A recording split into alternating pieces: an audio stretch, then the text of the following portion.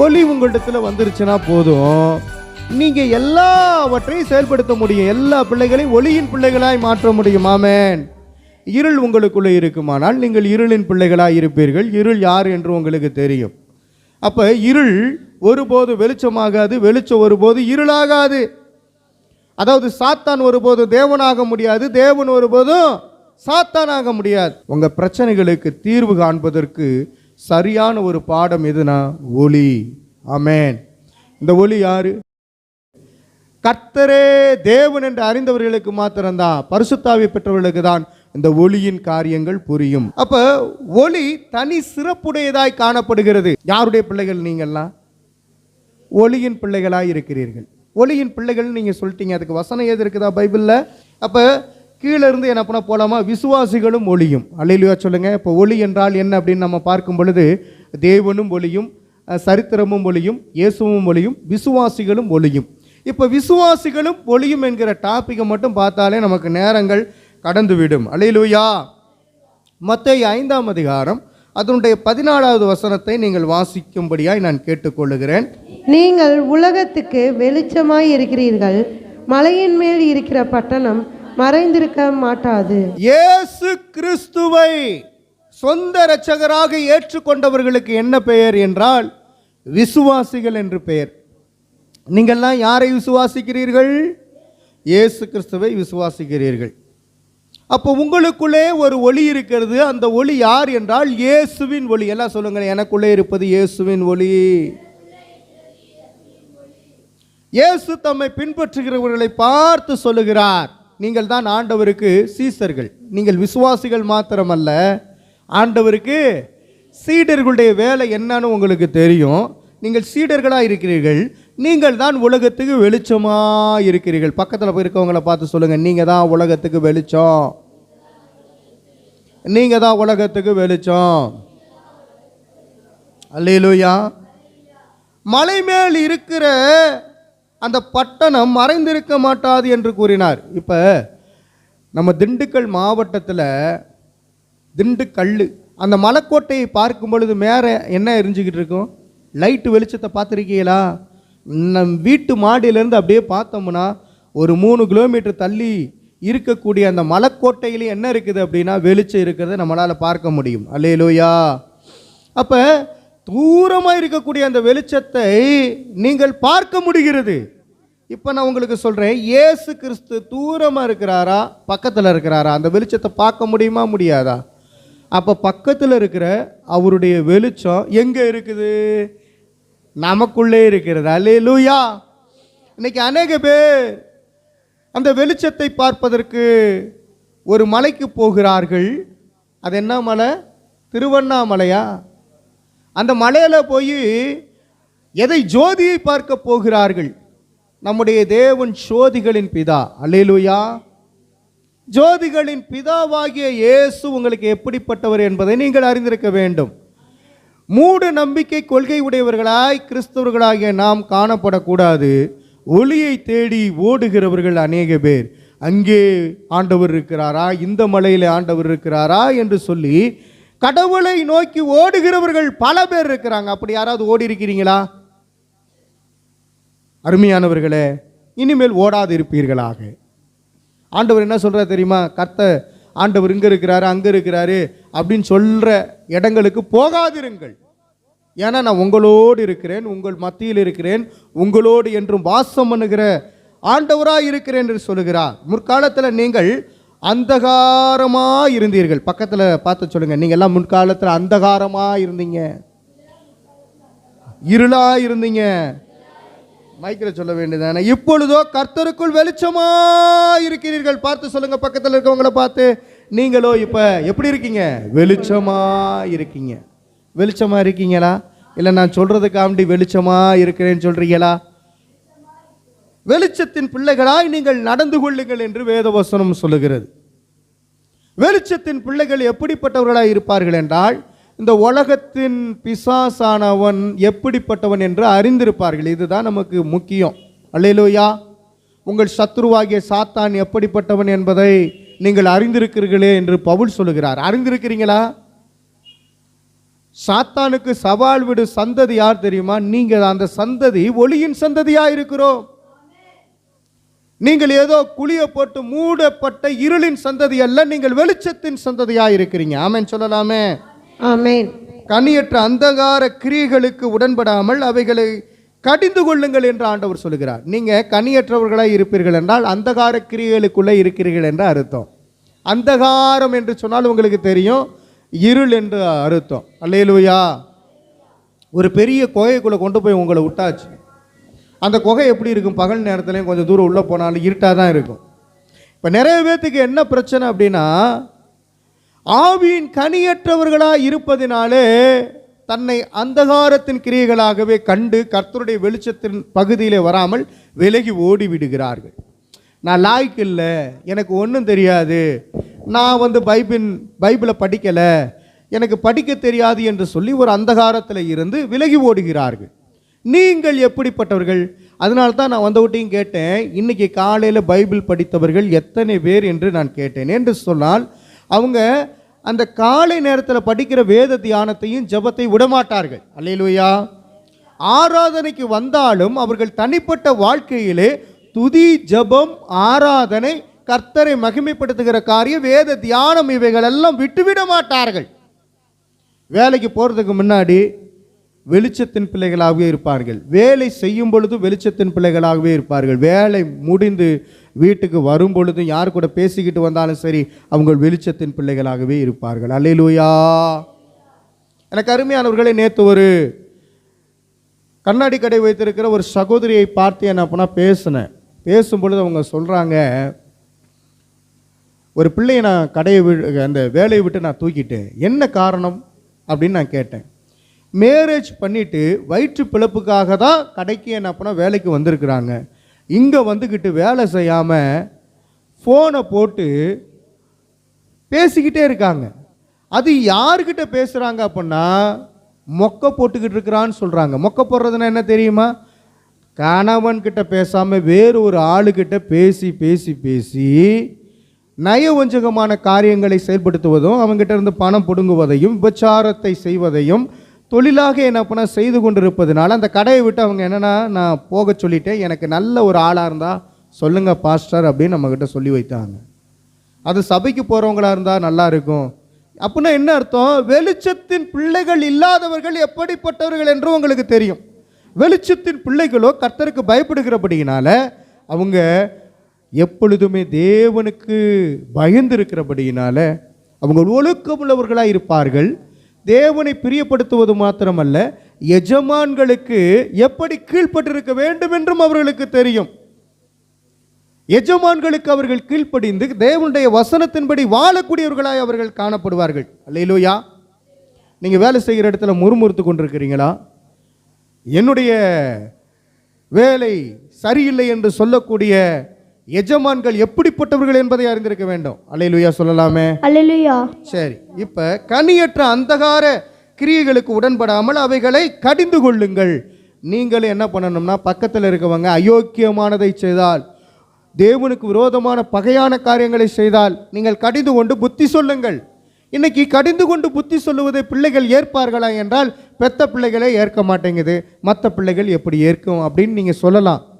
ஆனால் நீங்கள் தான் பேசணும். நீங்கள் கனி உள்ளவர்கள், வெளிச்சத்தின் பிள்ளைகளாக இருக்கிறீர்கள். அதனால தான் உலகத்திலே வந்து எந்த மனுஷனையும் பிரகாசிப்பிக்கிற ஒளி அந்த மெய்யான இயேசு கிறிஸ்துவே, அவரை நீங்கள் தரிப்பித்திருக்கிறீர்கள். அவருடைய ஒளி உங்களுக்குள்ளே வந்தால் இந்த உலகத்தில் இருக்கிற மனிதர்களை தேவனிடையிலே வழி நடத்துவதுதான் நம்முடைய கொள்கையும் விருப்பமும் நோக்கமும் தேவனுக்கு ஏற்ற செயலுமாய் இருக்கிறது. அல்லேலூயா சொல்லுங்க. எபேசியர் 5ஆம் அதிகாரம் அதனுடைய 8வது வசனத்தை இப்பொழுது எடுத்துக்கொள்ளுங்கள். ஆதலால் தூங்குகிற நீ விழித்து மரித்தோரை விட்டு எழுந்திரு, அப்பொழுது கிறிஸ்துவனை பிரகாசிப்பார் என்று சொல்லியிருக்கிறார். ஒருவேளை இந்த சபையில் இருக்கிறவங்க தூங்கி கொண்டு இருப்பீர்கள் என்றால் விழித்து கொண்டு நடக்க வேண்டும். அல்லேலூயா. கண்ணை மூடனா இருட்டாக தான் தெரியும். இருட்டின் பிள்ளைகளாய் நீங்கள் வாழக்கூடாது. கண்ணை திறந்து பார்த்து வெளிச்சத்தின் பிள்ளைகளாய் இருக்கணும்னு ஆண்டவர் விருப்பப்படுறார். அல்லேலூயா. எபேசியர் 5ஆம் அதிகாரம் அதனுடைய 8வது வசனத்தை வாசிங்க. முற்காலத்தில் நீங்கள் அந்தகாரமாய் இருந்தீர்கள், இப்பொழுதோ கர்த்தருக்குள் வெளிச்சமாய் இருக்கிறீர்கள். வெளிச்சத்தின் பிள்ளைகளாய் நடந்து கொள்ளுங்கள். வெளிச்சத்தின் பிள்ளைகளாய் நடந்து கொள்ளுங்கள். எல்லாம் கண்ணை மூடுங்க. இருட்டா இருக்கா? கண்ணை தரங்க. வெளிச்சமா இருக்கா? ரைட். இப்போ நிறைய பேர் அப்படி தான் நினைக்கிறாங்க. நிறைய பழமொழியை நீங்கள் கேள்விப்படுவீங்க. பூனை கண்ணை மூடிச்சுன்னா என்ன நினச்சிக்கிது? பூனை கண்ணை மூடிச்சுன்னா உலகமே இருண்டு போச்சுன்னு நினச்சிக்குமா. இன்னைக்கு நிறைய பேர் அப்படி தான் குருட்டு பரிசேயனை போல வாழ்ந்து கொண்டு இருக்கிறார்கள். குருட்டு பரிசேயனை என்ன தெரியுமா? அவனை ஏன் ஆண்டவர் திட்டினார் தெரியுமா? பார்க்கறதுக்கு போதகன் தான், ஆனால் குருடனாகவே வாழுவான், கண்ணை மூடிக்கிட்டே நடப்பான். ஏன்னா உலகத்தில் நான் எதையும் பார்க்கக்கூடாதுன்னு நடக்கிறவன். உலகத்தில் அசுத்தமானவைகள் இருக்கும், உலகத்தில் பாவங்கள் இருக்கும், உலகத்தில் தகாதவைகள் இருக்கும். அதெல்லாம் மேற்கொள்ளணும்னா வெளிச்சம் வேண்டும். அல்லேலூயா சொல்லலாமே. கடன் பிரச்சனை வந்துச்சுன்னா சூசைட் பண்ணிக்க முடியுமா? அல்லது ஏதாவது தேவை என்ற பட்சத்தில், யாரும் கொடுக்காத பட்சத்தில் மன சோர்வடைந்து ஓரமாக போய் ஒதுங்கி மூளையில் போய் குறுகி விட முடியுமா? தேவ பிள்ளைகளே, நீங்கள் மூளையிலே குறுகிற பிள்ளைகள் அல்ல, வெளிச்சத்தின் பிள்ளைகள். அல்லேலூயா. நீங்கள் எல்லா மனுஷனுக்கும் பிரகாசிப்பிக்கிறவர்கள். அல்லேலூயா. நீங்க மலை மேல் இருக்கக்கூடியவர்கள், அநேகருக்கு வெளிச்சம் கொடுக்கக்கூடியவர்கள். எபேசியர் 5 இப்போ 11வது வசனம், அதனை தொடர்ந்து 14வது வசனத்தை வாசிங்க. 11, 14 வாசிங்க. கனியற்ற அந்தகார கிரியைகளுக்கு உடன்படாமல் அவைகளை கடிந்து கொள்ளுங்கள். கனியற்ற அந்தகார கிரியைகளில் இருக்கிறவங்களை என்ன பண்ணணுமா? கடிந்து கொள்ளணும். எனக்கு என்ன, அவங்க எப்படியோ போறாங்க அப்படின்னு போயிடக்கூடாது. அல்லேலூயா சொல்லுங்க. அல்லேலூயா. உங்க கணவன் ஆண்டவர்கிட்ட வரலன்னா கண்டிப்பா கடிந்து கொண்டு புத்தி சொல்லுங்க. உங்க மனைவி ஆண்டவர்கிட்ட வரலன்னா கடிந்து கொண்டு புத்தி சொல்லுங்க. எனக்கு என்ன, நான் 100 தடவை சொல்லி பார்த்துட்டேன், அவள் அப்படியே தான் கிடக்கிறா. லாஸ்ட் வரலையும் போராடுங்கள். அல்லேலூயா. போராடி தான் ஆண்டவருக்குள்ள ஒரு மனுஷனை கொண்டுட்டு வர முடியும், மனுஷியை கொண்டு வர முடியும். போராட்டத்தின் நடுவிலே சோர்ந்து போய்வீர்கள் என்றால் அது இருள் உங்களுக்குள்ளே கிரியை செய்கிறது என்ற அர்த்தம். நீங்கள் போராட்டத்தில் வெற்றி பெறுவீர்கள் என்றால் இயேசு உங்களோடு இருந்து காரியங்களை வாய்க்க பண்ணி கொண்டிருக்கிறார் என்ற அர்த்தம். நீங்கள் செய்வதெல்லாம் கர்த்தர் வாய்க்க பண்ணுவார். 14வது வசனமும் வாசிக்கிறீர்களா? ஆதலால் தூங்குகிற நீ விழித்து மரித்தோரை விட்டு எழுந்திரு, அப்பொழுது கிறிஸ்து உன்னை பிரகாசிப்பார் என்று சொல்லி இருக்கிறார். தூங்குகிற நீ விழித்துக்கொள். நான் விசுவாசி, நான் ஆண்டவருடைய சீசன், நான் சபைக்கு போற ஆளு, எனக்கும் பைபிளை தெரியும் அப்படின்னு சொல்லிக்கிட்டு இருக்காத. அதன்படி நட, அப்பதான் நீ வெளிச்சத்தின் பிள்ளை என்று ஆண்டவர் சொல்லுகிறார். இரவு சென்று போயிற்று, பகல் சமீபமாயிற்று, ஆகையால் அந்தகாரத்தின் கிரியைகளை நாம் தள்ளிவிட்டு ஒளியின் ஆயுதங்களை தரித்துக் கொள்வோம். அல்லேலூயா. அல்லேலூயா. இருளுக்கு ஆயுதம் இருக்கிறது, ஒளிக்கும் ஆயுதம் இருக்கிறது. நீங்கள் எந்த ஆயுதத்தை பயன்படுத்த போகிறீர்கள்? ஒளியின் ஆயுதம். அந்த ஒளியின் ஆயுதம் யாரு?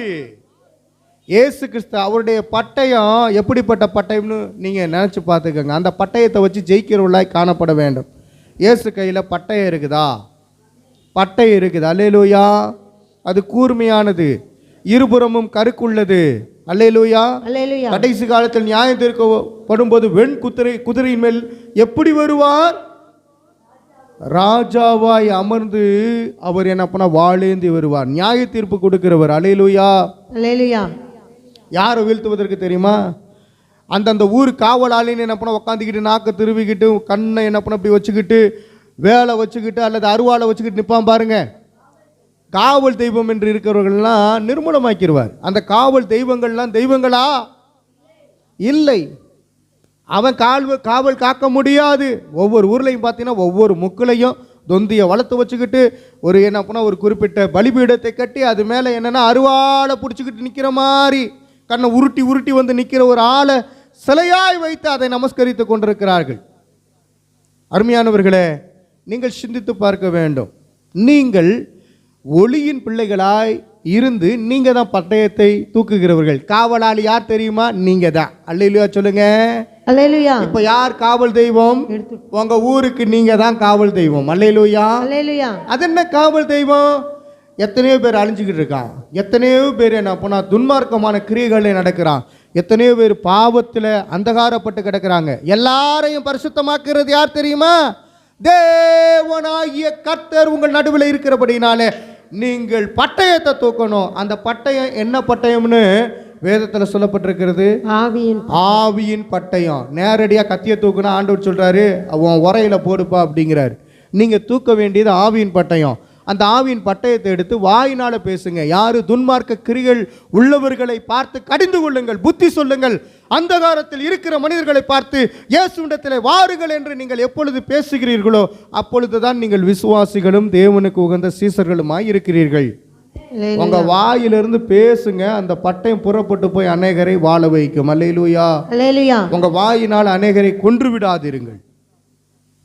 ரோமர் 13ஆம் அதிகாரம் அதனுடைய 12வது வசனத்தை நீங்கள் வாசிக்கும் போது தெரியும். அருமையானவர்களே, இதில் நாங்கள் பார்த்தோம், தூங்குகிற நீ விழுத்து மரித்தோரை விட்டு எழுந்திரு என்று. இப்போ இரவும் சென்று போயிற்று, பகலும் வந்துவிட்டது.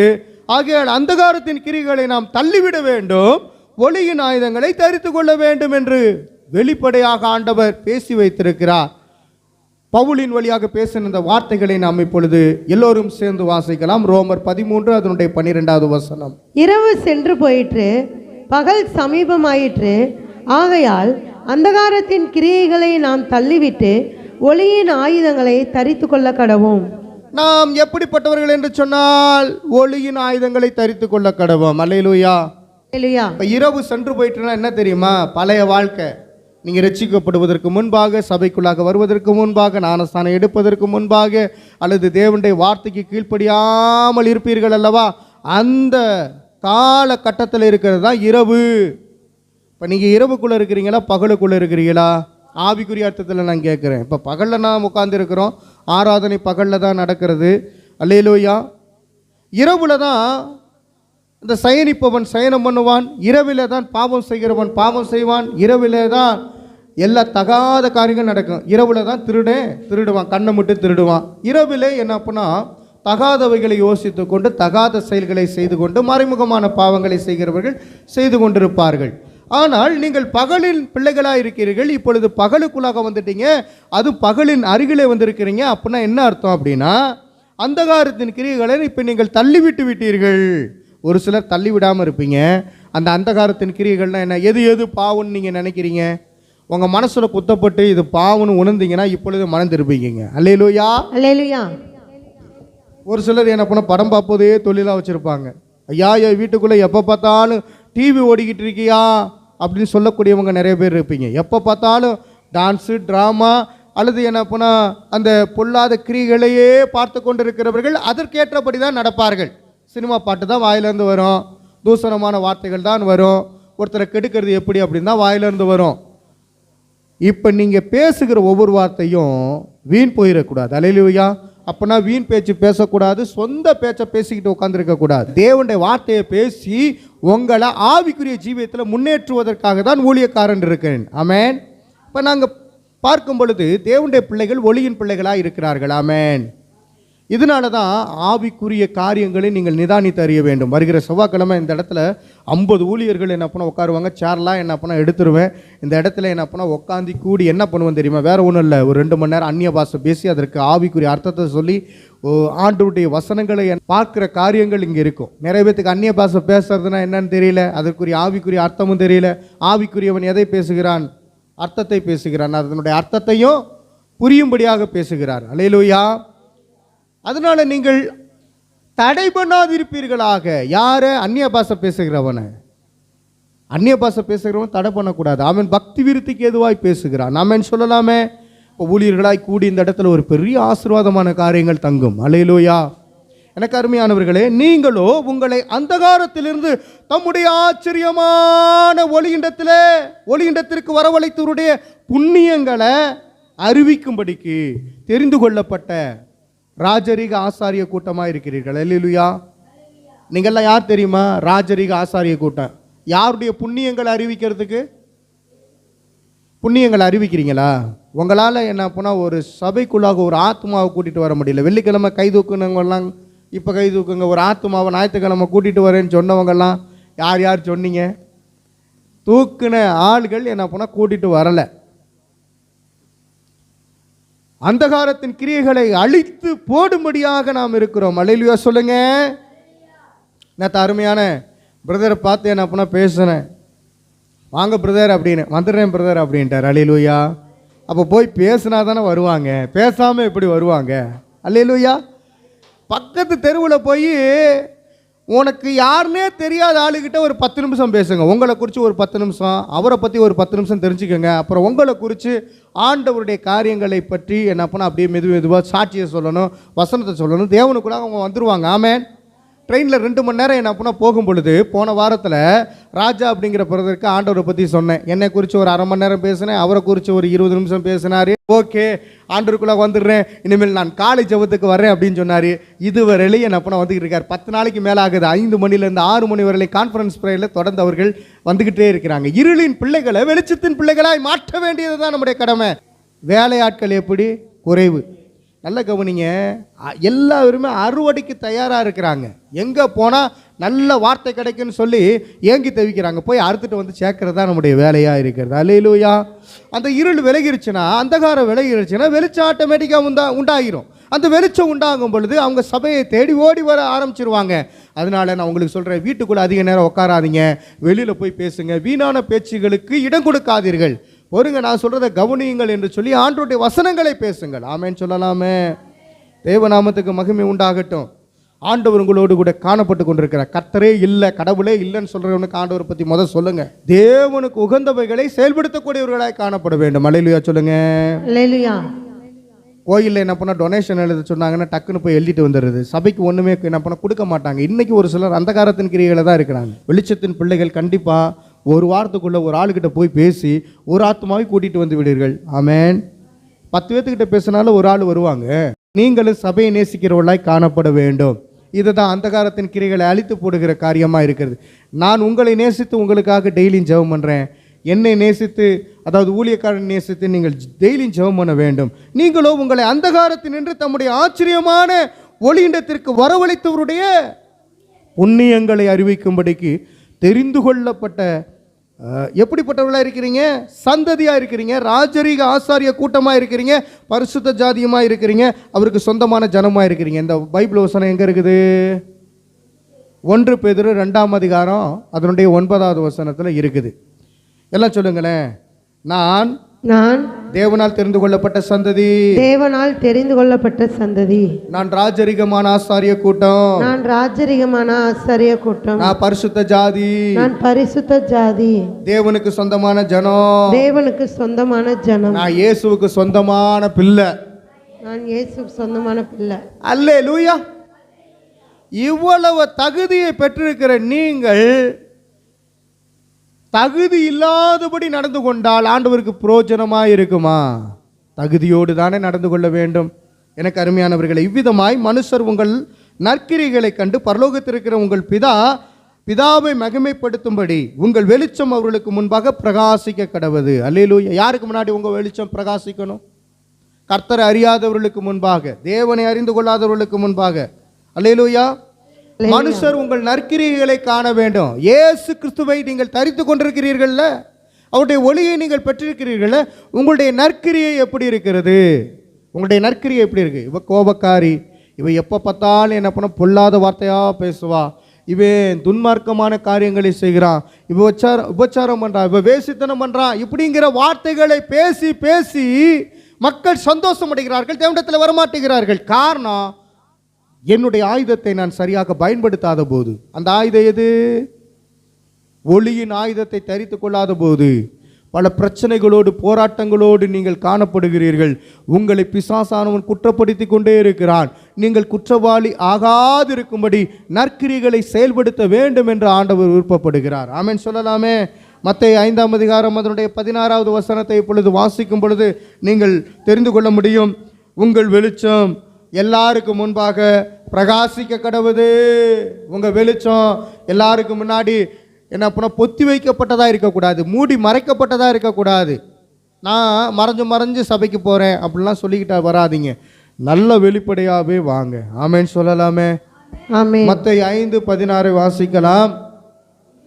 இவ்விதமாய் மனுஷர் உங்கள் நற்கிரியைகளை கண்டு பரலோகத்தில் இருக்கிற உங்கள் பிதாவை மகிமைப்படுத்தும்படி உங்கள் வெளிச்சம் அவர்கள் முன்பாக பிரகாசிக்க கடவது.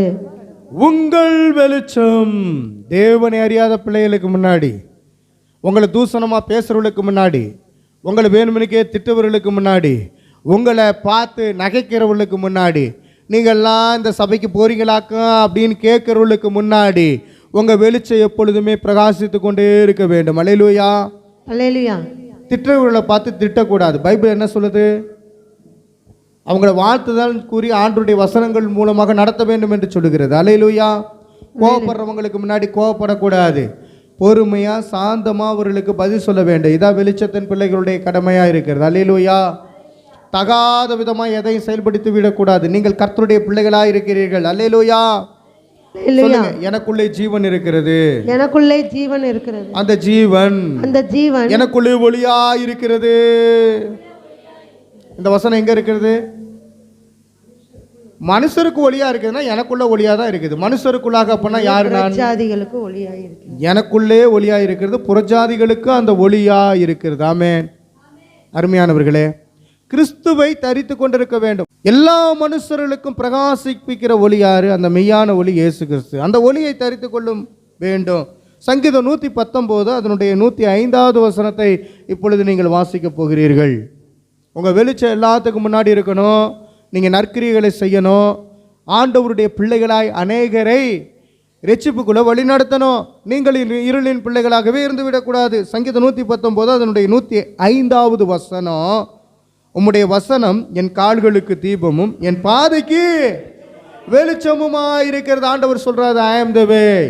அப்போ அவருடைய பாதையில் போறவங்களுக்கு வெளிச்சம் பிரகாசிக்கும். இந்த வசனத்தை இப்பொழுது வாசிக்க கேட்போம். உம்முடைய வசனம் என் கால்களுக்கு தீபமும் என் பாதைக்கு வெளிச்சமுமாய் இருக்கிறது. எல்லாம் இந்த வசனத்தை மனப்பாடமா ஒப்பீங்க. உம்முடைய வசனம் என் கால்களுக்கு தீபமும் என் பாதைக்கு வெளிச்சமுமாய் இருக்கிறது. இதெல்லாம் மனப்பாடம் பண்ணிக்கங்க. தீபம் எது? யாரு? வசனம் தான் தீபம். எல்லாம் சொல்லுங்களேன், வசனம் தான். வசனம் தான் தீபம். அந்த வசனம் யார் அப்படின்னா இயேசு கிறிஸ்து. நானே வார்த்தை என்று சொல்லுகிறார்.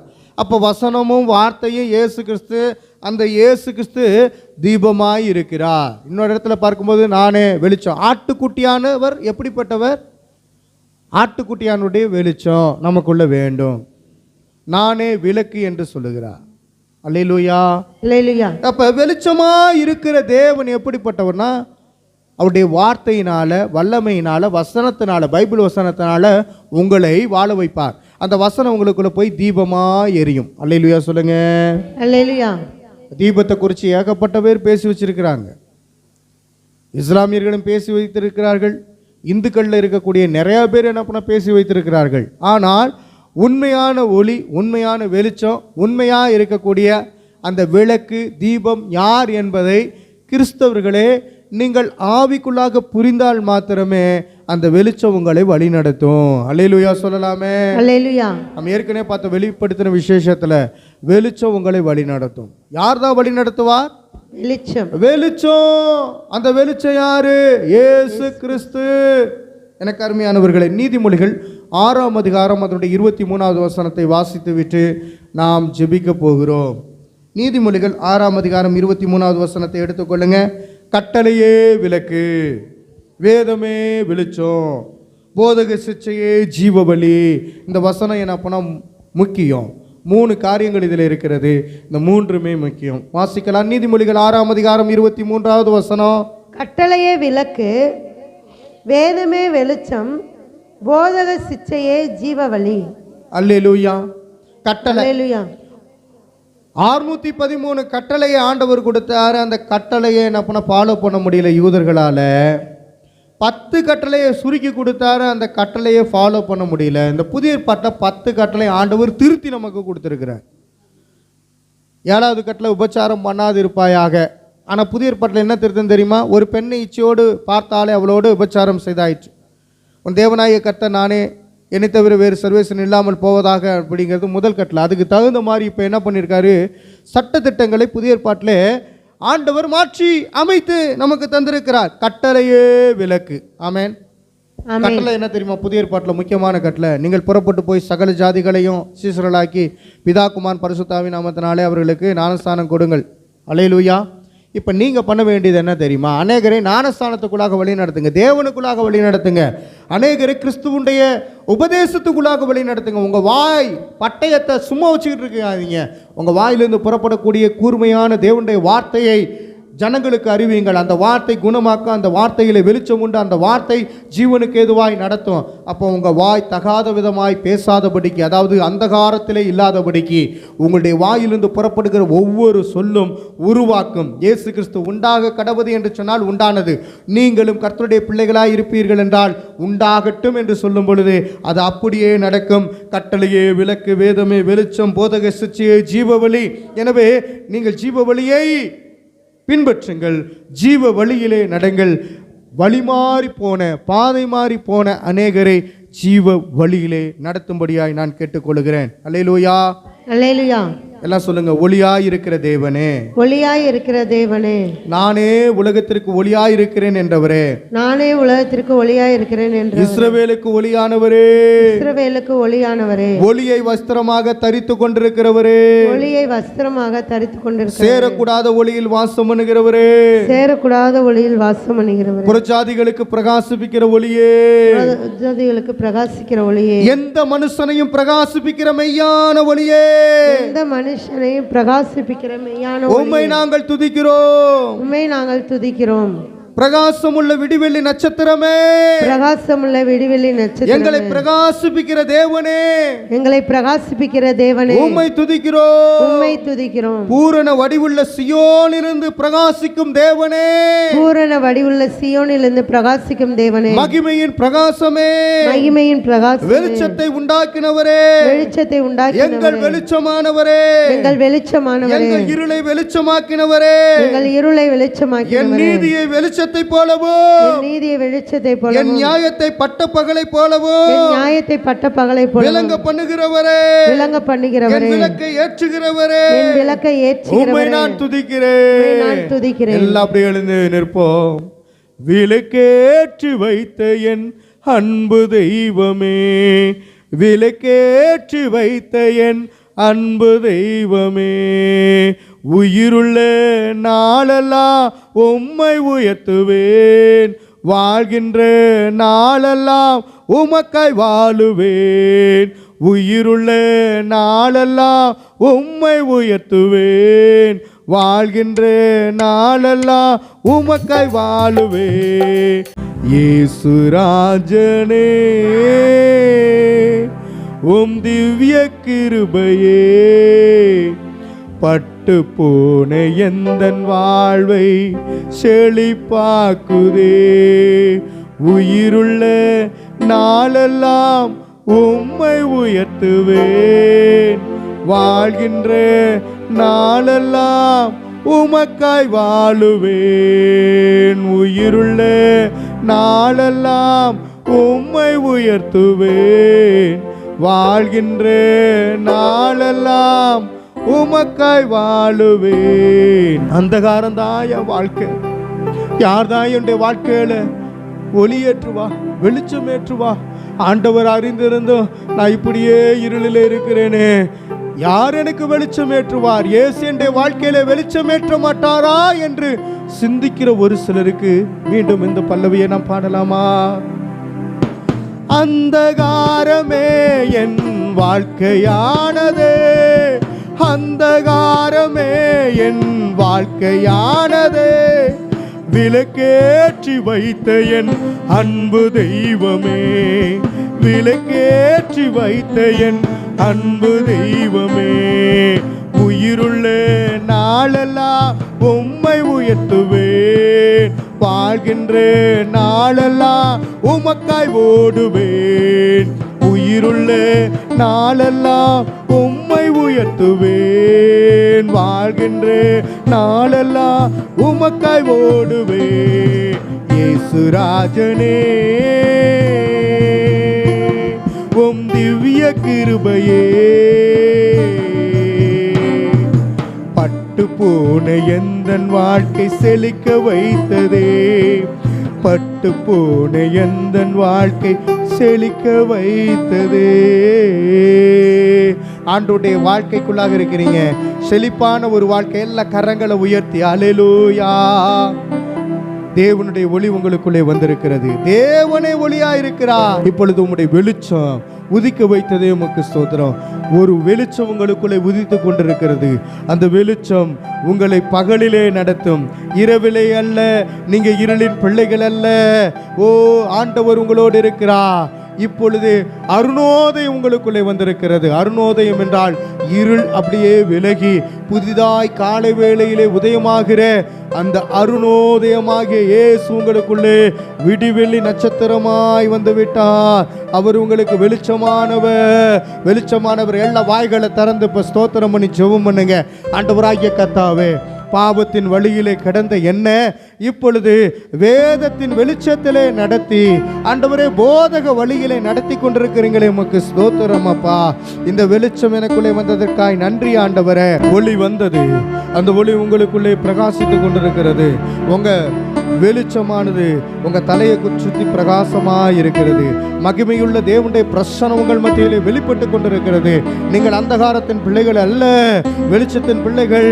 மலை மேல் இருக்கிற அந்த வெளிச்சத்தை போல அநேகருக்கு வெளிச்சம் கொடுக்கக்கூடியவர்கள். எல்லா கசந்த மாறாவும் மதுரமாய் மாறட்டும். அல்லேலூயா, அல்லேலூயா, அல்லேலூயா. இயேசு கிறிஸ்துவினுடைய முகம் பிரகாசம் உள்ள முகம். அந்த ஒளியின் பிரகாசம் உங்கள் மத்தியிலே ஊடுருவி பாய்ந்து கொண்டிருக்கிறது. உலகத்தினுடைய சூரியனை படைத்த தேவனுடைய வெளிச்சம் எப்படிப்பட்டது! மகிமையான தேவனுடைய பிரசன்னம். அல்லேலூயா. தேவ பிரசன்னம் உங்கள் மத்தியிலே வந்தது. தேவ பிரசன்னம் என்னுடைய வாழ்க்கையிலே வந்தது. அந்த தேவன் எனக்கு வெளிச்சமாயிருக்கிறார். மகிமையான தேவன் எனக்குள்ளே வந்ததற்காய் நான் கர்த்தரை துதிக்கிறேன். அற்புதமாய் என்னை வழிநடத்தின தேவனுக்காய் நான் துதிக்கிறேன். 1 தீமோத்தேயு 6:16 பிரகாரம் கர்த்தர் வெளிச்சமாய் உங்கள் மத்தியில் இருக்கிறார். 2 பேதுரு 1:19 பிரகாரம் கர்த்தர் உங்களுக்கு வெளிச்சமாய் இருக்கிறார். வெளிச்சம் வெளிச்சம் வெளிச்சம் உதித்தது. நீங்கள் இனிமேல் பார்வை இல்லாமல் அலைகிறவர்களாய் அல்ல, பார்வையோடு அலைகிறவர்கள். உங்கள் கண்களுக்குள்ளே ஒரு வெளிச்சம் பளிச்சென்று இருக்கிறது. இயேசுடைய வெளிச்சம் வந்திருக்கிறது. எல்லா கரங்களை தட்டி ஆண்டவருக்கு நன்றி செலுத்தலாமா? தேவனே, இந்த வார்த்தைகளை பேச வைத்தீரே உமக்கு நன்றி, கேட்க வைத்தீரே உமக்கு நன்றி. நான் இனிமேல் வெளியே போய் அந்தகாரத்தின் பிள்ளைகளை வெளிச்சமுள்ள பிள்ளைகளாய் மாற்றுவதற்கு ஒளியின் ஆயுதத்தை தரித்து கொண்டு நடப்பதற்காய் தேவனை தேர்ந்தெடுத்திருக்கீங்களே, உமக்கு ஸ்தோத்திரம். பரிசுத்த ஜாதியாய், பரிசுத்த சமுதாயத்தில் என்னை கொண்டு வந்து இந்த சபையிலே சேர்த்தீரே, உமக்கு நன்றி. அவருக்கு சொந்தமான ஜனமாய் நாம் இருக்கிறோம். நீங்கள் பயப்படாதிருப்பீர்களாக. உங்கள் தேவைகளை எல்லாம் கர்த்தர் பார்த்து கொள்வார். உங்களுடைய தேவைகளை கர்த்தர் அறிவார். எனவே வெளிச்சம் உங்களுக்குள்ளே இருக்கிறபடியினாலே உங்களுக்கு எந்த ஒரு பொல்லாத கிரியைகளும் அணுகாது. வாதையின் கூடாரத்தை அணுகாது. நீங்கள் செழிப்பாய் இருப்பீங்க, ஆரோக்கியமாய் இருப்பீங்க. கர்த்தர் சொல்லுகிறபடி பைபிள் இருக்கிற வாக்குத்தத்தங்களும் அதனுடைய ஆசீர்வாதங்களும் நமக்கு வந்து பலிக்கும். ஏனால் தேவனுடைய வார்த்தையின்படியே நான் நடக்கிறோம். கள்ள கரங்களை தட்டி தேவ வார்த்தைக்கு கீழ்ப்படிந்து நடக்கிறவங்களுக்குள்ளே போதக சமார்த்தனம் உண்டாயிருக்கிறது. தேவனுக்கே மகிமை உண்டாகட்டும். அன்பின் ஆண்டவரே, கேட்ட யாவருக்குள்ள ஒரு பெரிய மனமகிழ்ச்சியும் ஆறுதலும் உண்டாகும்படியாய் இயேசு கிறிஸ்துவின் நாமத்தினாலே ஒப்பு கொடுத்து ஜெபிக்கிறோம். ஜெபம் கேளும் ஜீவனுள்ள நல்ல பிதாவே. ஆமென், ஆமென்.